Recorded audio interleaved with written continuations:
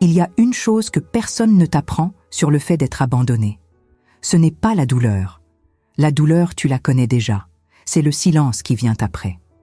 Ce silence d'hôpital, à 11 heures du soir, quand tu réalises que le fauteuil à côté de ton lit est vide. Pas parce qu'il est allé chercher de l'eau, mais parce qu'il est parti pour de bon. Et la dernière chose qu'il m'a dite, c'était ça. Prends soin de toi. Comme si j'étais une connaissance. Comme si 32 ans ne comptaient pour rien. Je m'appelle Maëlys Vautrin. Je vis à Annecy depuis toujours, ou presque. J'ai grandi au bord du lac, dans une famille où on ne parlait pas beaucoup, mais où on travaillait dur. Mon père réparait des montres. Ma mère cousait des rideaux pour les voisins quand l'argent manquait. On n'était pas riches, mais on était droit. C'est comme ça qu'on m'a élevée, droite, silencieuse, patiente. Et moi, j'ai été patiente toute ma vie. J'ai été patiente quand Renaud rentrait tard sans explication. Patiente quand il décidait de tout, les vacances, la maison, les amis qu'on fréquentait, sans me demander mon avis. Patiente quand il me regardait parler pour ensuite changer de sujet, comme si mes mots s'évaporaient avant d'arriver jusqu'à lui. Je me disais que c'était normal, que le mariage, c'était ça. Que les femmes de ma génération savaient ce que ça voulait dire, tenir une maison, tenir un homme, tenir sa langue. Ce que je ne savais pas, c'est qu'on peut tenir si longtemps qu'on finit par ne plus se rappeler ce qu'on tenait au départ. Le diagnostic est arrivé un mardi matin de novembre. Une journée ordinaire, ciel gris, café froid, Renaud déjà parti au bureau sans déjeuner.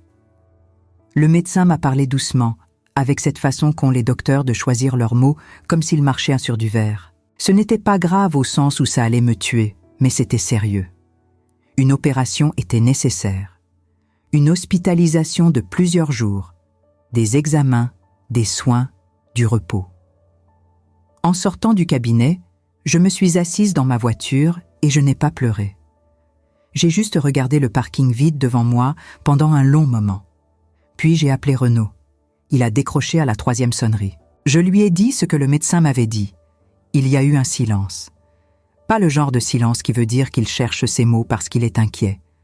L'autre genre, celui qui veut dire qu'il calcule. D'accord, il a dit.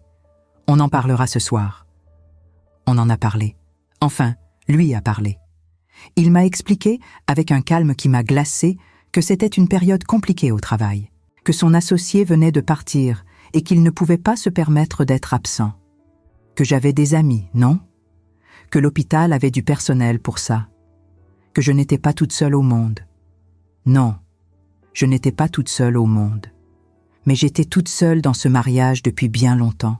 Je venais juste de m'en rendre compte vraiment, ce soir-là, à notre table de cuisine, avec la soupe qui refroidissait entre nous. Si vous êtes en train d'écouter cette histoire et que quelque chose dans ces mots vous touche, parce que vous avez connu ce silence, cette invisibilité, ce sentiment d'exister sans vraiment compter, je vous invite à laisser un commentaire en me disant d'où vous regardez. Ça me fait du bien de savoir que je ne parle pas dans le vide. Et si cette histoire mérite d'être entendue, un petit pouce levé, ça aide plus qu'on ne le croit. L'opération était programmée pour le jeudi suivant. Renaud m'a accompagné à l'admission. Il a signé les papiers, parlé à l'infirmière avec ce sourire poli qu'il réservait aux étrangers, et il est resté jusqu'à ce qu'on me monte en chambre. Il m'a embrassé sur le front, un geste mécanique, comme on ferme une porte. « Je passerai demain si je peux », il a dit. Il n'est pas passé le lendemain, ni le surlendemain. L'opération s'est bien passée, c'est ce que les médecins m'ont dit en se réveillant. Je me souviens du plafond blanc, des néons, d'une douleur sourde dans le côté droit et de l'envie très forte de voir un visage familier. N'importe lequel, juste un, pour savoir que quelqu'un, quelque part, savait que j'étais là. Mon téléphone était sur la table de nuit. J'avais 3 messages. Un de ma voisine Brigitte, qui demandait si tout allait bien.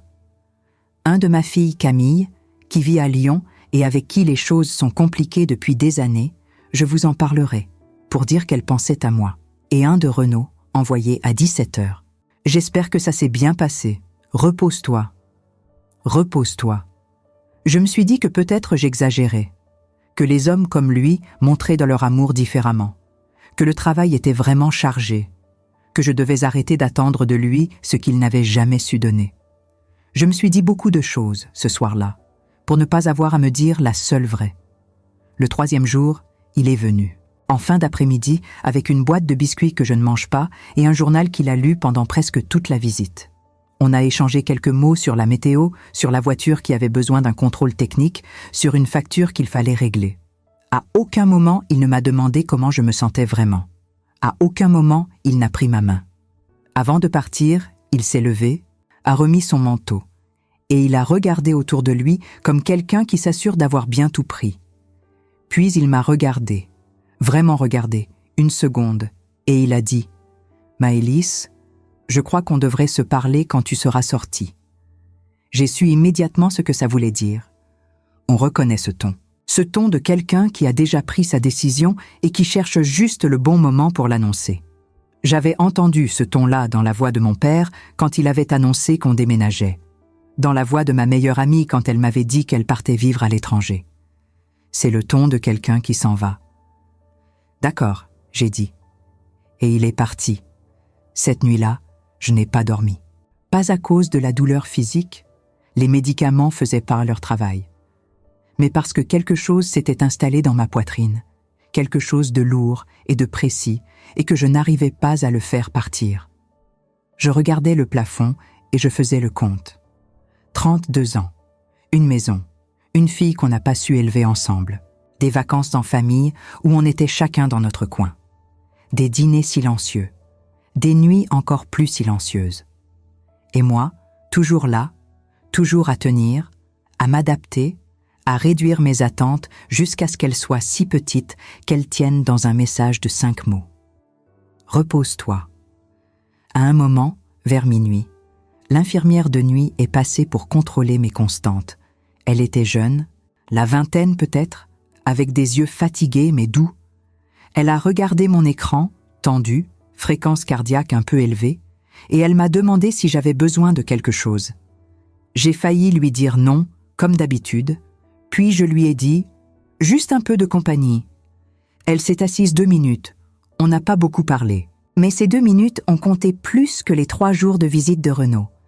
C'est ça parfois, les gens. Ce ne sont pas les grandes déclarations qui comptent. C'est qui reste dans le couloir à minuit.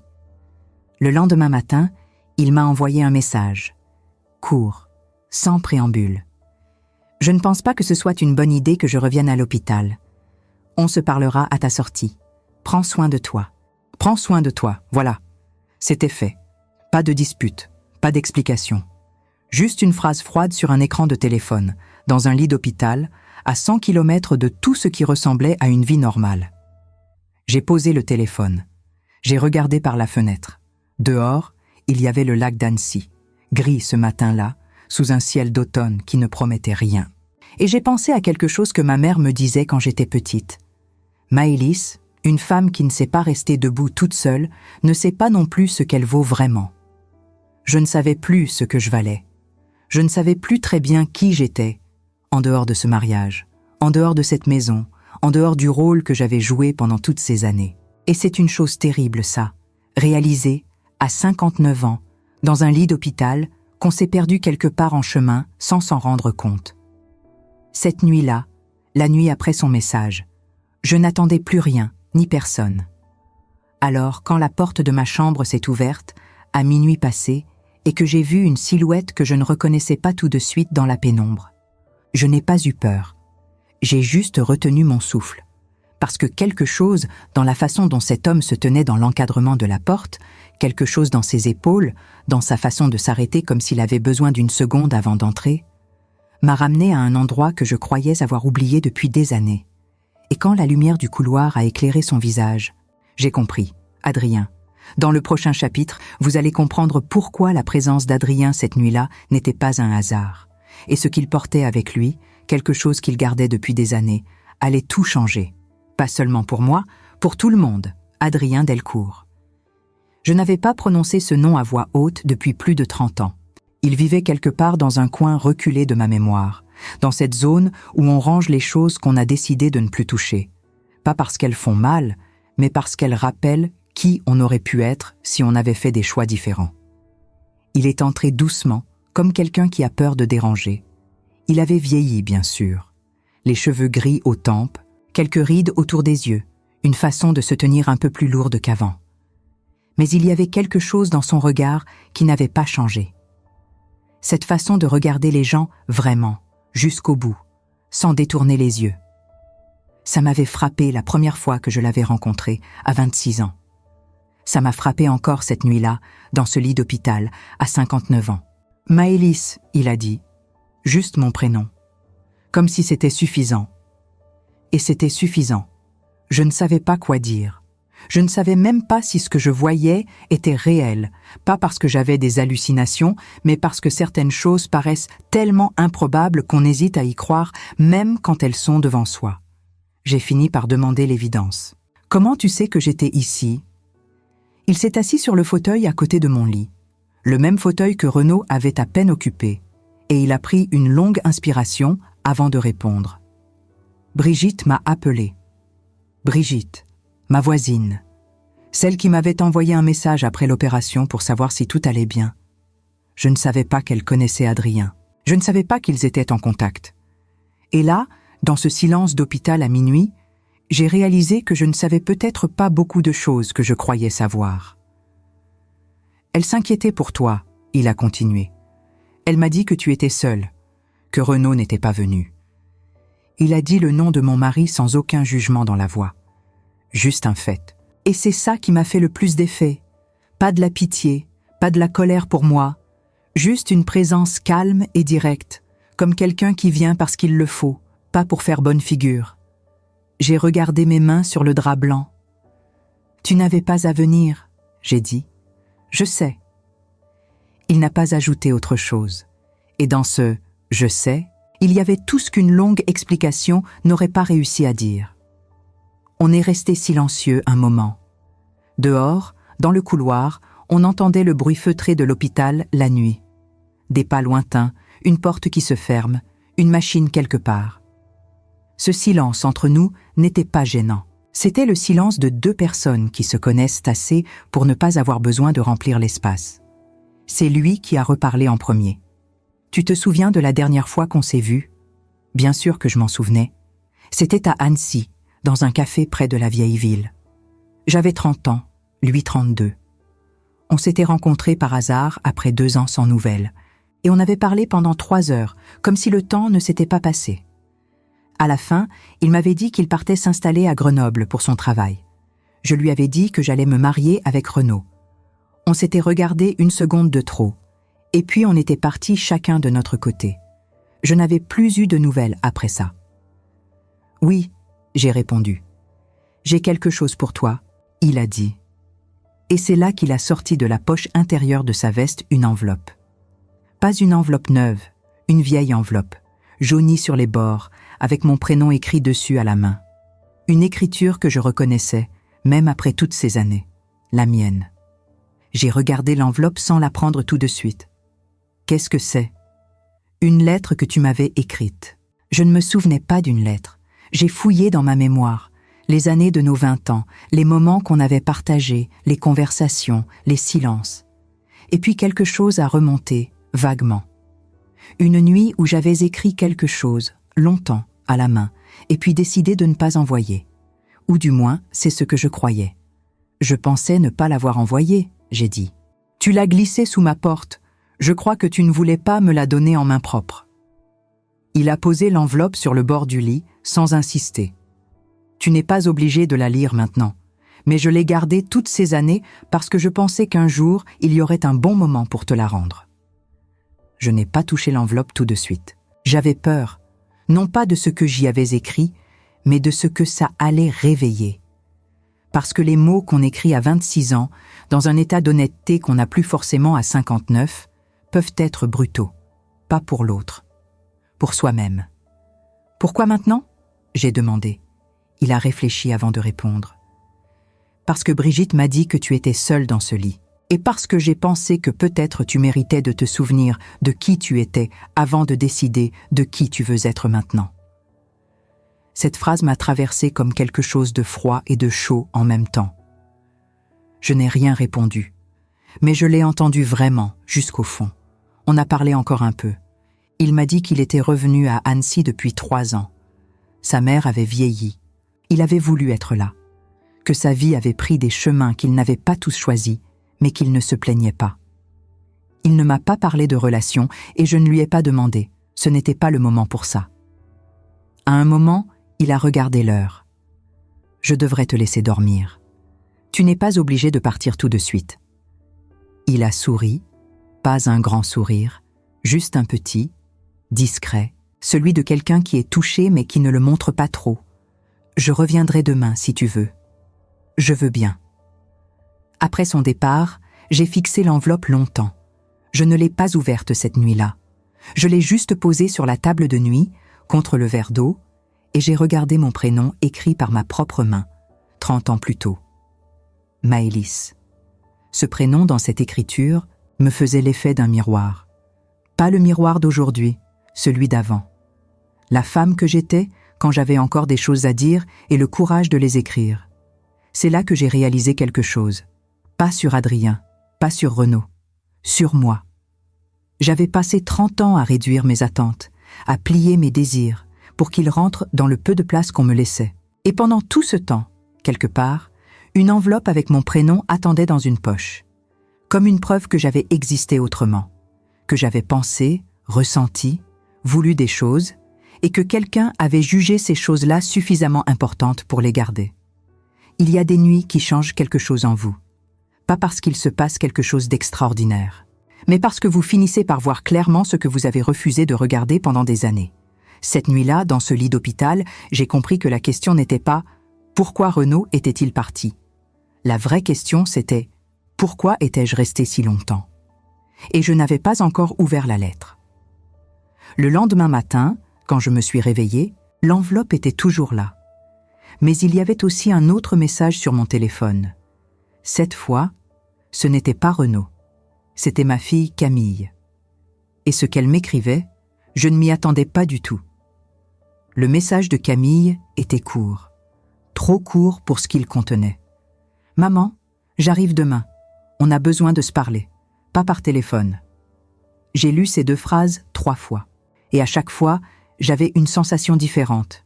D'abord le soulagement, parce que ma fille venait. Puis l'inquiétude, parce que Camille ne débarque jamais sans raison.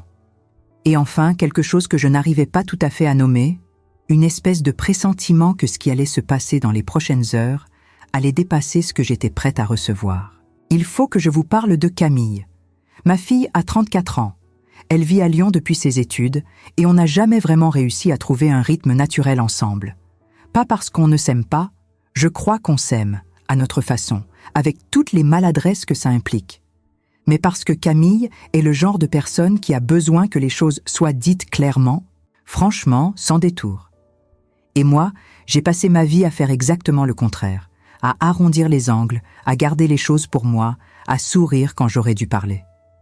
On s'est beaucoup heurté là-dessus, surtout pendant ces années d'adolescence, quand elle me demandait pourquoi je ne disais jamais rien à son père, pourquoi je laissais passer des choses que manifestement je n'acceptais pas vraiment. Je lui répondais que c'était compliqué, que les adultes fonctionnaient autrement. Elle me regardait avec ses yeux qui ne croyaient pas un mot de ce que je disais. Elle avait raison, mais à l'époque, je n'étais pas capable de le reconnaître. Les années avaient mis de la distance entre nous. Pas une distance froide, plutôt une distance prudente, comme 2 personnes qui ont appris à ne pas trop s'approcher pour éviter de se faire mal. On se téléphonait 1 fois par semaine, on se voyait aux fêtes, on parlait de tout, sauf de l'essentiel. C'était notre équilibre. Fragile, artificiel, mais stable. Et voilà qu'elle arrivait le lendemain. Adrien est revenu dans l'après-midi, comme promis. Il avait apporté 2 gobelets de café de la boulangerie en bas. Un geste si simple, si humain, que j'ai eu envie de pleurer rien que pour ça. On s'est installé, lui dans son fauteuil, moi dans mon lit avec le dossier relevé, et on a parlé. Vraiment parlé, comme on n'avait pas eu l'occasion de le faire depuis des décennies. Il m'a raconté sa vie à Grenoble, son travail dans l'architecture. Il avait monté son propre cabinet, spécialisé dans la rénovation de bâtiments anciens. Un mariage, au début des années 2000, qui n'avait pas tenu. Pas d'enfant. Il disait ça sans amertume particulière, juste avec cette honnêteté tranquille qui lui avait toujours appartenu. « J'aurais aimé », il a dit, Mais certaines choses ne se décident pas toutes seules. Puis il m'a demandé comment s'était passée ma vie. Vraiment, pas par politesse, mais avec cette attention qui oblige à répondre honnêtement. Et là, j'ai fait quelque chose que je ne fais presque jamais. J'ai dit la vérité. Je lui ai parlé de Renaud, de la façon dont les premières années avaient été correctes. Pas passionnantes, mais correctes, et comment, avec le temps, le mariage s'était réduit à une organisation logistique. 2 personnes qui partagent une maison, des comptes, un nom. Je lui ai parlé de Camille, des tensions, des occasions manquées. Je lui ai parlé de cette sensation permanente de me sentir à côté de ma propre vie, comme spectatrice de quelque chose qui me concernait, mais dans lequel je n'avais jamais vraiment eu ma place. Adrien écoutait. Il ne cherchait pas à interrompre, à relativiser, à me dire que ça allait aller. Il écoutait, c'est tout. Et c'est fou ce que ça change, quelqu'un qui écoute vraiment. Quand j'ai eu fini, il y a eu un silence, puis il a dit « Tu n'as jamais ouvert la lettre ». Je l'avais gardée sur la table de nuit. Non. Pourquoi ? J'ai réfléchi. Parce que j'ai peur de ce que j'y ai écrit. Tu te souviens de ce qu'il y a dedans ? Vaguement. Il a hoché la tête lentement, sans insister. Tu l'ouvriras quand tu seras prête. Ce soir-là, après son départ, j'ai pris l'enveloppe. Je l'ai tenue dans mes mains un long moment. Le papier était épais, légèrement rugueux, le genre de papier qu'on n'utilise plus vraiment aujourd'hui. Mon prénom, écrit à l'encre bleue. La boucle du M, un peu trop grande, comme je l'écrivais quand j'avais la vingtaine. Je l'ai ouverte. La lettre faisait 3 pages, serrée, sans marge, comme si j'avais eu peur de manquer de place. Je n'ai pas tout relu d'un coup. Certaines phrases m'arrêtaient, me forçaient à poser le papier et à regarder le plafond avant de continuer. Il y avait des choses que j'avais écrites sur Adrien, sur ce que je ressentais pour lui, sur le fait que je n'avais pas eu le courage de le lui dire en face parce que ça m'aurait obligée à faire des choix que je n'étais pas prête à faire. Il y avait des choses sur Renaud aussi. Pas des choses méchantes, mais des doutes. Des phrases comme « Je ne suis pas sûre que ce soit de l'amour, je crois que c'est de la sécurité, et je ne sais pas si c'est suffisant. » Des phrases que j'avais écrites à 26 ans et que j'avais enfouies si profondément que j'avais fini par croire ne les avoir jamais pensées. Mais ce qui m'a le plus arrêté, c'était la dernière page. J'avais écrit « Si un jour je lis cette lettre et que je suis encore dans cette vie par habitude plutôt que par choix, j'espère que j'aurai encore le temps de changer quelque chose. Pas pour quelqu'un d'autre. Pour moi. » J'ai relu cette phrase plusieurs fois. Et pour la première fois depuis le début de cette hospitalisation, depuis le message froid de Renaud, depuis les nuits seules, depuis tout, j'ai pleuré. Pas de la tristesse exactement. Plutôt ce genre de larmes qui sortent quand quelque chose se dénoue à l'intérieur. Quand on reconnaît enfin une vérité qu'on avait travaillé dur à ignorer. Camille est arrivée le lendemain matin, vers 10 heures. Elle avait pris le train de nuit. Elle avait des valises sous les yeux et cette façon à elle de marcher vite, droit, comme quelqu'un qui s'est décidé à faire quelque chose et qui ne veut pas se laisser le temps de changer d'avis. Elle s'est arrêtée dans l'encadrement de la porte. On s'est regardé une seconde. Maman. Camille. Elle est entrée, a posé son sac et s'est assise au bord du lit. Pas dans le fauteuil, au bord du lit, tout près, comme elle ne le faisait plus depuis qu'elle était petite. Et j'ai compris que ce qu'elle avait à me dire était important.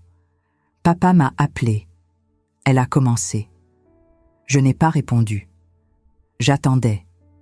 Il m'a dit que vous alliez vous séparer, qu'il te l'avait dit avant que tu entres à l'hôpital. Ce n'était pas tout à fait vrai. Il me l'avait dit pendant l'hospitalisation, pas avant. Mais je n'ai pas corrigé. Ce n'était pas ce qui comptait. Il m'a demandé de te convaincre que c'était la meilleure décision pour vous deux. J'ai levé les yeux vers elle. Et toi, qu'est-ce que tu en penses ?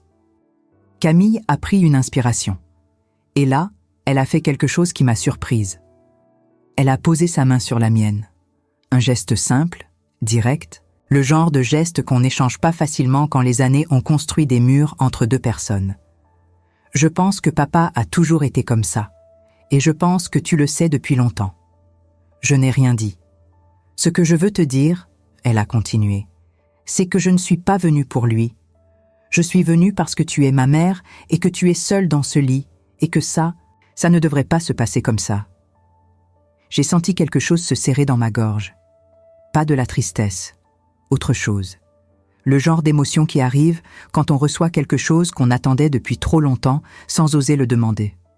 On a parlé longtemps ce jour-là, des heures, des vraies conversations. Pas les conversations de façade qu'on avait depuis des années, mais les autres. Celles qui font mal parfois, mais qui nettoient quelque chose en passant. Camille m'a dit des choses que je n'avais pas entendues de sa bouche depuis qu'elle était enfant. Que ma façon de tout garder pour moi l'avait rendue folle pendant des années. Qu'elle avait cru longtemps que je n'avais pas confiance en elle. Qu'elle avait mis du temps à comprendre que ce n'était pas ça. Que c'était juste que je n'avais jamais appris à parler. Je lui ai dit des choses aussi. Que j'avais souvent eu l'impression de la décevoir. Que je savais que notre relation avait manqué de quelque chose et que je ne savais pas toujours comment combler ce manque. Que je regrettais certaines années où j'avais choisi la paix de la maison plutôt que d'être vraiment là pour elle. On n'a pas tout réglé ce jour-là. Ce n'est pas comme ça que ça marche, les années de non-dit. Ça ne se dénoue pas en une après-midi. Mais quelque chose a bougé. Quelque chose d'important. En fin de journée, Adrien est repassé. Il ne savait pas que Camille était là. Il s'est arrêté à la porte, un peu surpris, et j'ai vu ma fille le regarder avec cette attention qu'elle a quand elle évalue quelqu'un rapidement. Je les ai présentés. Simplement. Un ami d'avant, quelqu'un qui était passé me voir. Adrien a été naturel, chaleureux, sans être excessif. Camille a serré la main qu'il lui tendait et a dit « Je suis contente que ma mère n'ait pas été complètement seule. » Après son départ, Camille m'a regardé avec un petit sourire. « Il a l'air bien. » « Oui, » j'ai répondu. Elle n'a pas posé d'autres questions. Mais il y avait dans ses yeux quelque chose que je n'avais pas vu depuis longtemps. Une curiosité bienveillante, presque douce. Comme si, pour la première fois depuis des années, elle voyait sa mère comme une personne entière, avec une histoire, avec des choix qui restaient à faire. Ce soir-là, après que Camille soit allée dormir à l'hôtel en bas de la rue, j'ai repris la lettre. Je l'ai relue, pas entièrement, juste la dernière phrase. Si un jour je lis cette lettre et que je suis encore dans cette vie par habitude, plutôt que par choix, j'espère que j'aurai encore le temps de changer quelque chose. Pas pour quelqu'un d'autre. Pour moi. J'avais 59 ans. J'étais dans un lit d'hôpital. Mon mari venait de me quitter par message. Ma fille venait de traverser la France pour être là. Et un homme que j'avais cru oublier était revenu avec une enveloppe jaunie qui portait mon prénom. Le temps de changer quelque chose. Est-ce qu'il en restait encore? Le lendemain matin, c'est l'infirmière-chef qui est entrée dans ma chambre avec une expression que je ne savais pas encore lire. Elle m'a dit qu'un homme était venu à l'accueil la veille au soir. Pas Adrien. Pas un médecin. Quelqu'un qui avait demandé de mes nouvelles en donnant mon nom complet et l'adresse de notre maison à Annecy. Quelqu'un que le personnel n'avait pas laissé monter, mais qui avait laissé une enveloppe. Cette fois, ce n'était pas mon écriture sur l'enveloppe, c'était celle de Renaud. L'enveloppe était posée sur la table de nuit. Celle d'Adrien était toujours là aussi, pliée, relue, marquée par mes propres mains. Mais cette nouvelle enveloppe, avec l'écriture de Renaud, avait quelque chose de différent, quelque chose d'intentionnel. Renaud ne faisait jamais rien sans raison. Pas de gestes inutiles, pas de mots en trop. S'il avait fait le déplacement jusqu'à l'hôpital sans monter, s'il avait laissé une lettre au lieu d'envoyer un message comme il le faisait depuis des jours, c'est qu'il avait calculé quelque chose. Camille était arrivée tôt ce matin-là. Quand elle a vu la deuxième enveloppe sur la table, elle a froncé les sourcils. « C'est quoi ça ?»« Une lettre de ton père. » Elle n'a rien dit, mais elle s'est assise et j'ai compris qu'elle attendait que je l'ouvre. Je ne l'ai pas ouverte tout de suite. J'ai bu mon café. Tiède, trop sucré, le café d'hôpital qu'on finit par ne plus vraiment goûter, et j'ai regardé par la fenêtre. Le lac était là, gris et calme sous le ciel de novembre. Annecy le matin, avec ses toits, ses ruelles en pierre, cette lumière particulière qui donne l'impression que le temps passe plus lentement ici qu'ailleurs. J'ai grandi dans cette ville, j'y avais construit ma vie. Et pour la première fois, en regardant ce lac ce matin-là, je me demandais ce que cette ville représentait vraiment pour moi, en dehors de Renaud, en dehors de la maison, en dehors du rôle que j'y avais joué. J'ai ouvert l'enveloppe. La lettre de Renaud faisait 1,5 pages. Écriture serrée, ordonnée, sans rature, il avait dû la recopier. C'était du Renaud pur, même dans l'émotion, ou ce qui s'en approchait. Il ne pouvait pas se permettre le désordre. Il commençait par dire qu'il n'était pas venu monter parce qu'il pensait que je n'avais pas envie de le voir. Une précaution, pas une attention. Puis il expliquait, et là, j'ai dû m'arrêter plusieurs fois, que la décision de partir n'était pas nouvelle, qu'il y pensait depuis plusieurs années, qu'il avait rencontré quelqu'un, pas récemment, depuis 2 ans. Une femme qui travaillait dans son cabinet comptable. Il ne donnait pas de détails. Il disait juste que c'était sérieux et qu'il avait attendu le bon moment pour me le dire. Le bon moment. Il avait attendu que je sois dans un lit d'hôpital après une opération pour me dire qu'il avait une autre vie depuis 2 ans. J'ai posé la lettre. Camille avait lu sur mon visage ce qui se passait. « Maman, il y a quelqu'un d'autre, depuis 2 ans. » Le silence qui a suivi était dense. Camille a fermé les yeux 1 seconde. Quand elle les a rouverts, il y avait dans son regard quelque chose que je n'arrivais pas tout à fait à déchiffrer, pas de la surprise. Plutôt une confirmation douloureuse de quelque chose qu'elle avait peut-être senti sans en être certaine. « Est-ce que tu le savais ?» j'ai demandé. « Non », elle a répondu. « Mais je savais qu'il y avait quelque chose. Il y a 6 mois, il m'avait appelé pour me parler de vous deux d'une façon qui m'avait semblé bizarre. Comme quelqu'un qui prépare le terrain. Je n'ai pas voulu y penser. On est restées silencieuses toutes les deux. Il y a des révélations qui font exploser quelque chose à l'intérieur. De la rage, de la peine, un besoin immédiat de réagir, de faire quelque chose. Et puis, il y en a d'autres qui font l'effet inverse, qui installent un calme étrange, presque froid, parce que quelque chose en vous avait déjà su. Pas consciemment, mais su quand même. C'est ce que j'ai ressenti ce matin-là. Pas l'explosion, le calme. J'ai repris la lettre et je l'ai lue jusqu'au bout. Dans les derniers paragraphes, Renaud disait qu'il souhaitait régler les choses proprement. La maison, les comptes, le reste. Qu'il espérait qu'on pouvait faire ça sans conflit. Qu'il me souhaitait un bon rétablissement. Il me souhaitait un bon rétablissement. J'ai replié la lettre, je l'ai remise dans l'enveloppe et j'ai posé l'enveloppe sur la table. Pas avec violence, juste posée là, comme un objet ordinaire qui avait fini de me concerner. Camille me regardait. « Qu'est-ce que tu ressens ?» J'ai réfléchi honnêtement. Du soulagement. Elle n'a pas eu l'air choquée. Elle a hoché la tête lentement, comme quelqu'un qui comprend. « C'est normal, maman. » Adrien est passé en fin de matinée. Il a senti que quelque chose avait changé dans la pièce dès qu'il est entré. Cette façon qu'il avait de lire l'atmosphère sans qu'on ait besoin de lui expliquer. Il a regardé les 2 enveloppes sur la table de nuit, puis il m'a regardé. « Ça va ?» « Oui. » Il a tiré le fauteuil et s'est assis. Camille était là aussi, et tous les 3 on a parlé. Pas de Renaud, pas de la lettre, pas de ce qui allait se passer ensuite. On a parlé d'Annecy, de souvenirs, de petites choses. Camille lui a demandé ce qu'il faisait dans l'architecture. Il lui a répondu avec cet enthousiasme discret qu'il avait quand quelque chose l'intéressait vraiment.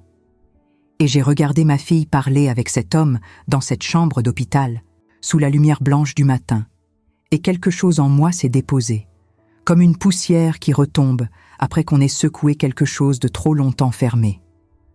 À un moment, Camille s'est levée pour aller chercher quelque chose à manger en bas. Elle nous a laissés seuls, Adrien et moi, et il y a eu ce silence familier entre nous, celui que j'avais appris à reconnaître depuis quelques jours, le silence de 2 personnes qui n'ont pas besoin de le remplir. « Tu as lu la lettre ?» il a dit. L'autre, la mienne. « Oui. » Et ? J'ai pris 1 seconde avant de répondre. J'avais 26 ans et je voyais déjà ce que je refusais d'admettre. C'est ça le plus dur à accepter. Pas lui, pas les 2 ans. Le fait que j'avais su, quelque part, et que j'ai quand même choisi de rester. Adrien ne m'a pas dit que j'avais bien fait ou mal fait. Il n'a pas essayé de relativiser ou de me consoler avec des mots faciles. Il a juste dit « On fait les choix qu'on est capable de faire au moment où on les fait. » Pas plus. C'était simple, mais c'était vrai. Et maintenant, j'ai demandé, pas à lui en particulier, plutôt à voix haute, pour moi-même. Maintenant, tu choisis autrement. Je suis sortie de l'hôpital 4 jours plus tard. Camille était là. Elle avait pris 1 semaine de congé, sans que je le lui demande, sans qu'on en parle vraiment, elle avait juste décidé de rester. On a pris un taxi ensemble jusqu'à la maison. En chemin, elle a posé sa tête sur mon épaule, comme quand elle était petite. Je n'ai rien dit. Je lui ai juste pris la main. La maison était silencieuse. Renaud avait déjà récupéré ses affaires, discrètement, pendant mon hospitalisation, avec cette efficacité qui lui était propre. Il n'avait pas tout pris, juste ce qui lui appartenait. Le reste était là, intact. Les meubles, les livres, les photos sur les étagères. Ma vie matérielle, inchangée. Mais l'espace, lui, avait changé. Il y avait quelque chose de différent dans l'air, quelque chose que je n'aurais pas su nommer, mais que je ressentais physiquement. De la place. Pour la première fois depuis très longtemps, il y avait de la place. Camille a passé la semaine avec moi. On a fait des choses simples. Cuisiner, marcher au bord du lac, parler. Vraiment parler. Pas les conversations de surface qu'on avait maintenues pendant des années. Elle m'a raconté sa vie à Lyon, ses doutes, ses projets. Je lui ai parlé de moi, de qui j'étais avant Renaud, de ce que j'avais mis de côté, de ce que j'avais envie de retrouver. Ces conversations-là, on aurait dû les avoir il y a des années. Mais il y a des choses pour lesquelles il faut apparemment toucher le fond avant de les dire à voix haute. Adrien est venu dîner un soir. On était tous les 3 autour de la table, avec une bouteille de vin de Savoie et un gratin que Camille avait préparé. La conversation était légère, facile, sans le poids de tout ce qu'il y avait eu avant. À un moment, j'ai regardé autour de cette table, ma fille qui riait à quelque chose qu'Adrien venait de dire, la lumière douce de la cuisine, le lac au loin par la fenêtre, et j'ai pensé à cette phrase que j'avais écrite 30 ans plus tôt. J'espère que j'aurai encore le temps de changer quelque chose, pas pour quelqu'un d'autre, pour moi. Il en restait du temps, pas infiniment. Je n'avais pas l'illusion de ça, mais assez. Assez pour recommencer à exister autrement. Assez pour reconstruire quelque chose avec ma fille. Assez pour voir ce que donnerait cette amitié retrouvée avec Adrien, lentement, sans se précipiter, sans projeter dessus plus que ce qu'elle était pour l'instant. Assez pour apprendre, enfin, à occuper la place que j'avais passé ma vie à rétrécir. La vraie trahison de ces 32 ans, je l'avais compris dans ce lit d'hôpital, ce n'était pas Renaud. Ce n'était pas l'autre femme, ni les 2 ans de mensonges. La vraie trahison, c'était moi envers moi-même. Le silence que je m'étais imposé, les désirs que j'avais enterrés pour maintenir un équilibre qui n'avait jamais vraiment existé. On ne récupère pas ces années-là. On ne les rejoue pas. Mais on peut décider, à un moment donné, que ce qui reste sera différent. Que les choix à venir seront vraiment les siens. C'est ce que j'ai décidé, ce soir-là, autour de cette table. Pas dans un élan dramatique, pas avec des grands mots. Juste comme ça, doucement, en regardant ma fille rire et en me souvenant de qui j'étais avant d'avoir eu peur. Les semaines qui ont suivi ont été plus calmes que je ne l'aurais cru. Les démarches avec Renaud ont été réglées sans conflit. Il avait raison là-dessus, au moins. On s'est parlé 2 ou 3 fois au téléphone, poliment, comme 2 personnes qui savent qu'elles se doivent du respect, même quand l'amour a disparu depuis longtemps. Je n'ai pas cherché à lui faire payer quoi que ce soit. Pas parce que je n'étais pas blessée. Je l'étais. Mais parce que la colère prend de la place et que j'avais décidé d'utiliser cette place autrement. Camille est revenue à Lyon, mais on se parle différemment maintenant. Elle appelle plus souvent. Les conversations durent plus longtemps. La semaine dernière, elle m'a demandé si je voulais venir passer quelques jours chez elle en janvier. J'ai dit oui sans hésiter. Ce que je n'aurais probablement pas fait avant, toujours à trouver une raison de rester dans mes habitudes. Adrien et moi, on se voit, régulièrement, sans étiquette. On marche au bord du lac, on boit du café, on parle de tout et de rien. Est-ce que ça deviendra autre chose un jour ? Je ne sais pas. Je n'ai plus l'âge de me précipiter vers les réponses. Mais j'ai compris quelque chose, que la présence de quelqu'un qui vous voit vraiment, qui vous écoute vraiment, qui reste dans le couloir à minuit quand les autres sont partis, ça a une valeur qui n'a rien à voir avec les étiquettes qu'on met dessus. Il y a quelques jours, En faisant de l'ordre dans mes affaires, j'ai retrouvé une photo de moi à 28 ans. Sur un bateau, sur le lac, avec le soleil dans les yeux et ce sourire qu'on a quand on ne pense à rien de compliqué. Je me suis regardée longtemps dans cette photo. Cette femme-là, insouciante, debout, avec quelque chose d'ouvert dans le regard, elle n'était pas morte. Elle avait juste attendu. On attend parfois très longtemps avant de revenir à soi. Mais on revient. Je ne sais pas si mon histoire ressemble à la vôtre. Peut-être que oui, peut-être que non. Mais si vous êtes arrivé jusqu'ici, si vous avez écouté jusqu'au bout, c'est peut-être parce que quelque chose dans tout ça vous a touché. Une phrase, une situation, une sensation que vous connaissiez déjà sans l'avoir jamais entendue dite comme ça. Ce que j'ai appris de tout ça, c'est simple. On ne perd pas sa vie d'un coup. On la laisse partir petit à petit, en silence, en acceptant trop souvent trop peu. Et parfois, il faut une nuit d'hôpital, une porte qui s'ouvre et un prénom qu'on croyait oublié pour se rappeler qu'on existe encore et qu'il n'est pas trop tard. Si cette histoire vous a parlé, laissez-moi un commentaire en me disant d'où vous regardez. Et si vous pensez qu'elle mérite d'être entendue par d'autres femmes qui en ont besoin, partagez-la. Ça compte plus que vous ne le croyez. À la prochaine. Maëlys.